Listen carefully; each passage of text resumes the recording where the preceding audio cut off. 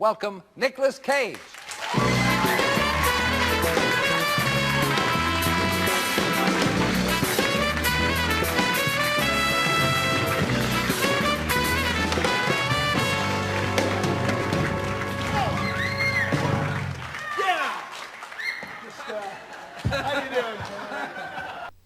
Welcome to Trash Bag Theater. Today I will be reviewing the April 23rd, 2021 episode of WWE Smackdown. So we start off the show tonight. We get a recap, a replay from last week's Smackdown, particularly the rivalry between Cesaro, Roman Reigns, and Jey Uso. And then we cut to Cesaro. He's in the ring. He's got a microphone in his hand. He's in the ring with the microphone in his hand. He's about to say something. What is he going to say? He's going to say absolutely nothing because immediately Seth comes out and he interrupts him. So Seth starts cutting a promo on how he helped Cesaro realize his potential, how he and his match at WrestleMania helped to bring out the best in Cesaro. Then out comes Jey Uso, and Jey Uso, he's got a lot of fire in him, and he's telling Cesaro, you can't beat Roman or me. And so then he and Seth get together. Seth suggests that they both double team Cesaro in the ring, and I gotta say, for two people very confident that they can take Cesaro, they do decide to double team him and flank him. But before they're able to do that, out comes Daniel Bryan to the rescue, and he comes to the ring and he stands beside Cesaro. Rollins and Uso back off, and then Bryan, he starts putting over Cesaro. He says nobody deserves a shot at the championship more than Cesaro. He's working more hard than anybody else in the company. And they start calling out Roman Reigns and says, Roman, he doesn't like to fight. He doesn't like to wrestle. But then Roman comes out, and then Roman calls them both losers. He calls Cesaro a casino loser. He says he's got bad luck. And then he calls Daniel Bryan a stupid loser because he keeps challenging him and he keeps getting beat up. And he says he's stupid because he's talking and everybody wants to beat him up. And that's not a very smart thing to do. So when we come back from our commercial break, there's a brawl happening. And Bryan and Cesaro and Uso and Rollins are all fighting each other. But the bell hasn't rung yet because they are going to have an actual tag team match. So it's Bryan Cesaro versus Uso and Rollins. So of course, all of these individuals are great workers. So this is a pretty solid match in of itself. There's a number of spots here that I liked. I liked the part where Cesaro catches Seth's crossbody from off the top rope, and then he counters it into he turns it into a tilt-a-whirl backbreaker. I love that part. He makes the hot tag to Daniel Bryan. Daniel Bryan goes on a run. He goes for his running knee towards Seth, but Seth catches him, and he takes him from his corner into the opposite corner and buckle bombs him. And while he was doing that, Uso tagged him, so he went up to the top rope and hits a crossbody, goes for the pin, and Cesaro comes back in from the outside and breaks up the pin, and all of that was great. A very good sequence in this match. Just an aside that I'd like to talk about this match for a moment. I like everybody's ring gear. I like how none of them are wearing the same color. We got Cesaro in black and yellow, looking like a regular Hanzo Hasashi, aka Scorpion. We've got Seth Rollins, he's wearing his red and black. He's Ermac. We got Daniel Bryan, he's got like a forest green trunks with some I think a little bit of white, and I think maybe a little bit of aqua or something like that. So he's Reptile. And then we got Jey Uso wearing his black pants and his white shoes, and guess what? He's Liu Kang. He's got the whitest shoes ever for a guy who kicks people to death. He's got the whitest shoes ever for somebody who kicks people to death. I'm sorry about that. I just had to get off my chest. I was a bit wound up back there, so... Were you? Anyway, we go to a commercial break and we come back. Daniel Bryan's getting beat up. We get some more good wrestling.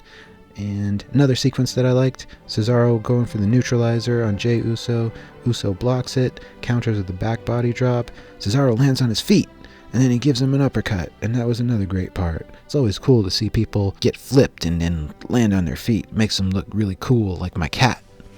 Like my cat could do that back when he was alive. He can't do it anymore because he died, unfortunately. But he was real agile when he was alive. Anyway, at one point, Seth Rollins, he just powders out and he leaves the match. He walks up the ring and he says, "I don't need this. I'm Seth frickin' Rollins." And so he just chickens out and he leaves Jey Uso there to lose the match, and he gets pinned. So Cesaro and Daniel Bryan get the win. But before they can leave the ring, Jey Uso tries to sneak attack Cesaro, and Cesaro puts him in the giant swing.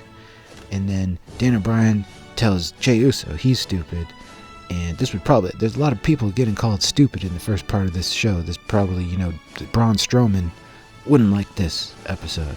But they goad Roman into coming back to the ring to save his cousin from getting swung around a lot. And then Cesaro swings him again. A quick spot of Pierce and Daddy DeVille backstage. Apollo and Aziz come out, and Apollo, he says he wants another match with Big E for the Intercontinental title. And Pierce says, well, you know what? Big E is going to get another shot at the title there, pal.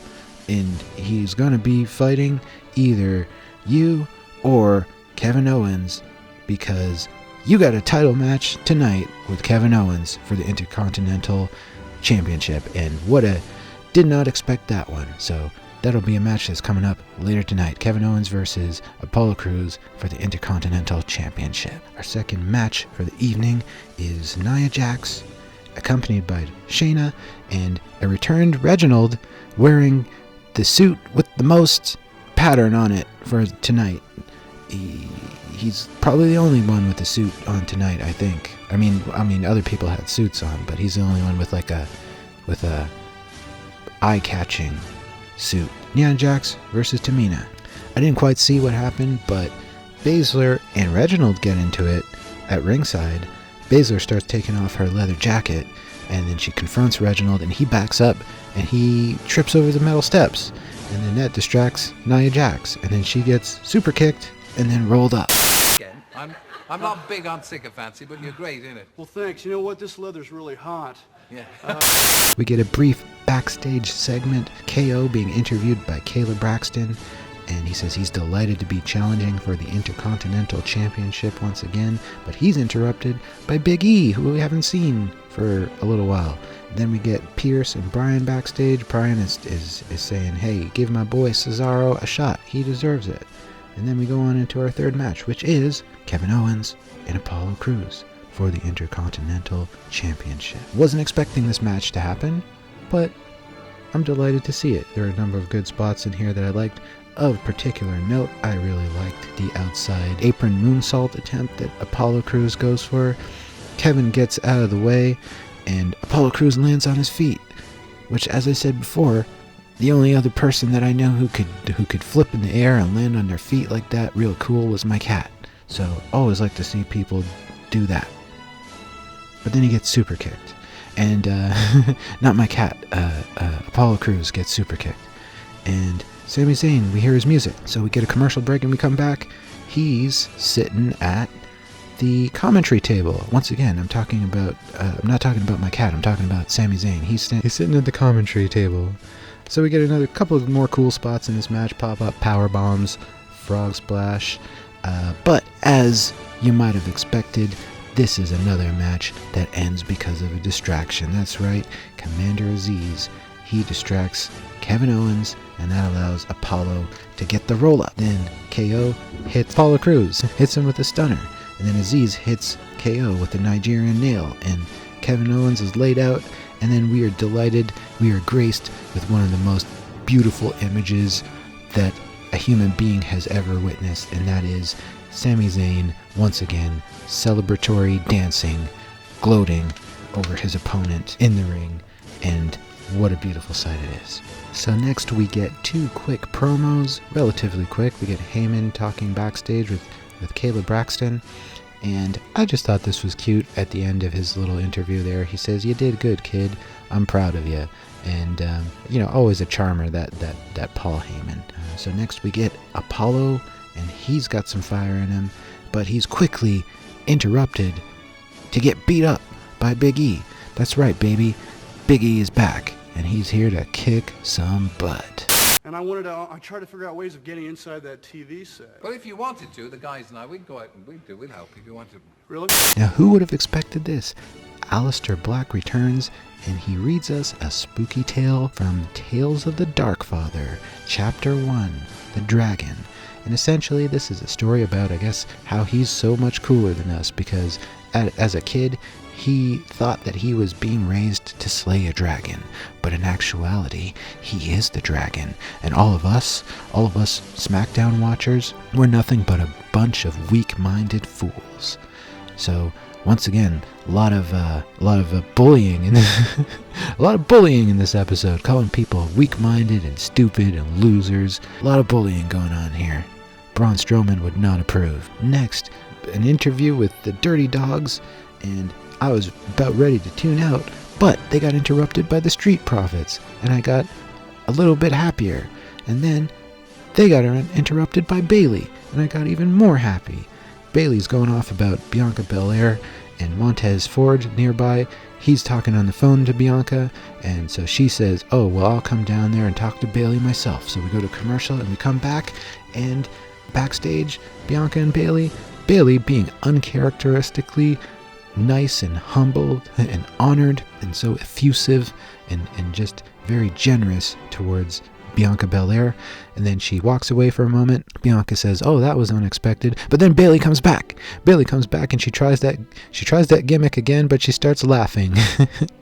And this moment was another highlight. She just starts laughing and cackling to herself, and she walks off stage, and we hear her laugh. And how great is Bayley? We stand Bayley. We love her. So our final match of the evening is another tag team bout between the Mysterios versus Alpha Academy.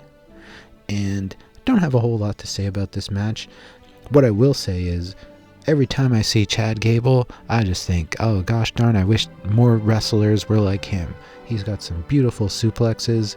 He's a great worker in the ring. At one point, I thought he was going to do like a middle rope gutbuster type of thing to Rey Mysterio.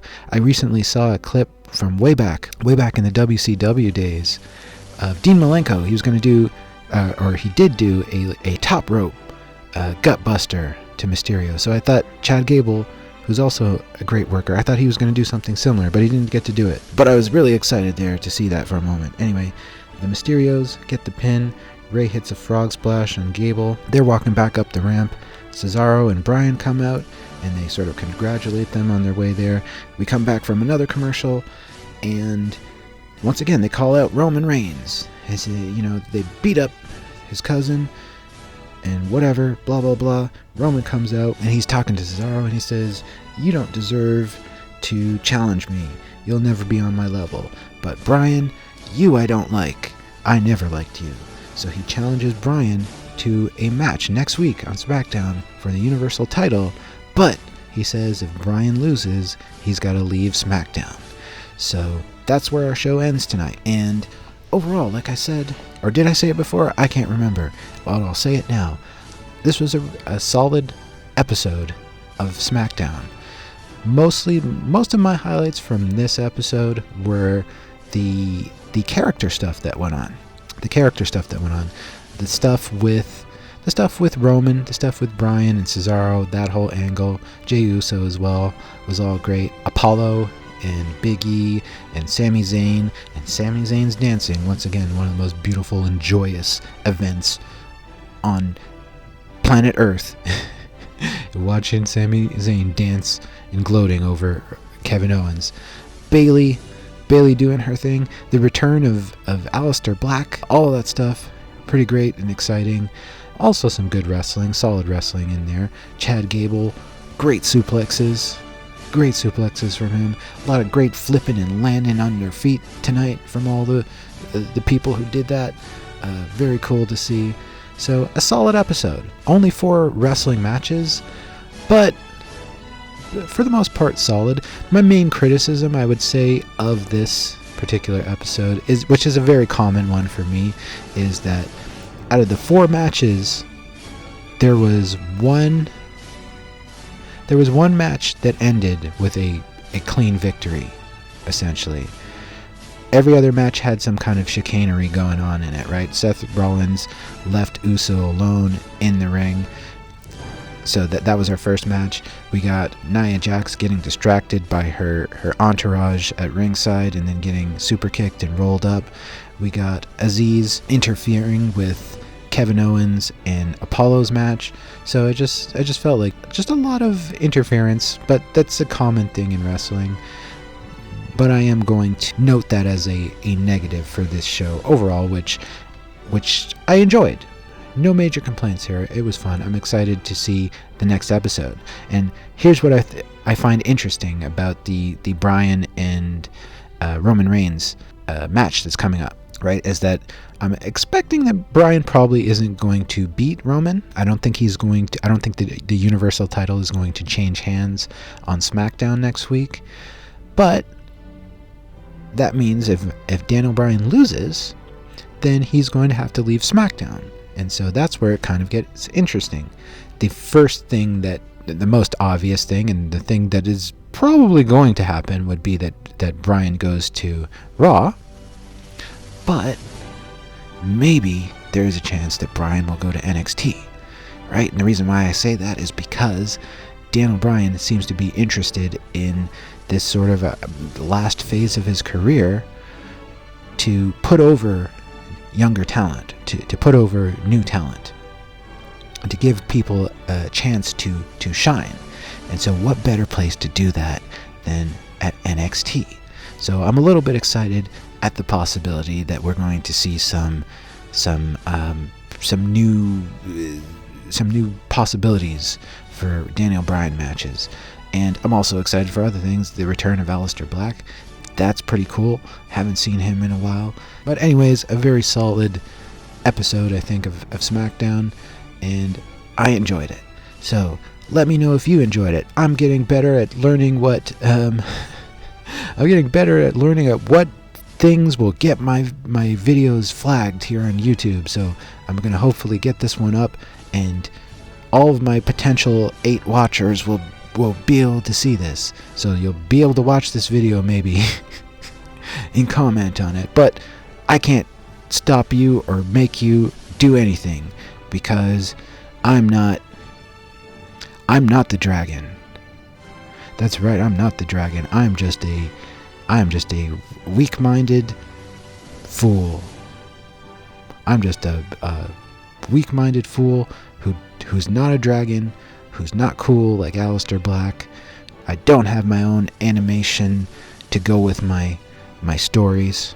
I don't have a cool book called Tales of the Dark Father that I read from. I don't have any of those things. So I can't make you like this video. I can't make you say something nice on this video.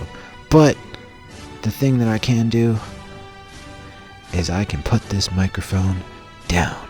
Fried grasshoppers in people's egg salad sandwiches. And